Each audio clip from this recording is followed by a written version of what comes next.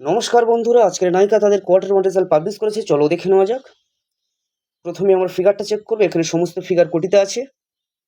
এরপরে আমরা sequence check করবো, 30শে জুন 2025, 30শে জুন 2026, ওকে।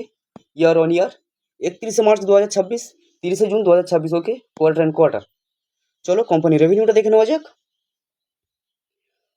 আগের কোয়ার্টারে ছিল 2648 কোটি এবং আগের বছরে ছিল 2154 কোটি এবং এই কোয়ার্টারে এসছে 2782 কোটি। এখানে বছরের সঙ্গে বছর তুলনা করলে দেখা যাচ্ছে কোম্পানি প্রায় 29 থেকে 30% আশপাশে জাম্প দেখিয়েছে এবং কোয়ার্টার অন কোয়ার্টার তুলনা করলে দেখা যাচ্ছে প্রায় 5% আশপাশে জাম্প দেখিয়েছে। ঠিক আছে, কোম্পানি মোটামুটি ইয়ার অন ইয়ার এবং কোয়ার্টার অন কোয়ার্টার তাদের রেভিনিউ ভালোই বাড়িয়েছে। চলো এবার আমরা কোম্পানির খরচাটা দেখে নেব। তো আগের কোয়ার্টারে ছিল 2535 কোটি এবং আগের বছরে ছিল 2120 কোটি এবং এই কোয়ার্টারে নিয়ে এসছে এই কোয়ার্টারে খরচা হয়েছে 2662 কোটি। ঠিক আছে, মোটামুটি কোম্পানি মোটামুটি খরচা ঠিকঠাকই রেখেছে। চলো এবার কোম্পানির নেট প্রফিটটা দেখে নেব।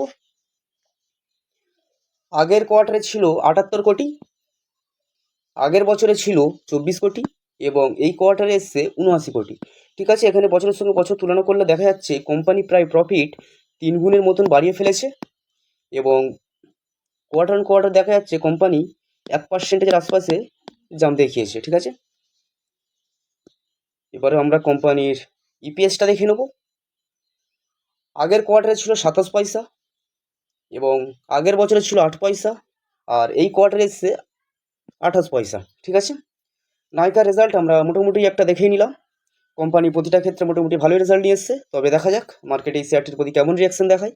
যদি ভিডিওটি ভালো লাগে তাহলে অবশ্যই লাইক করবেন এবং আরও আপডেট পেতে আমাদের সঙ্গে থাকবে। ধন্যবাদ।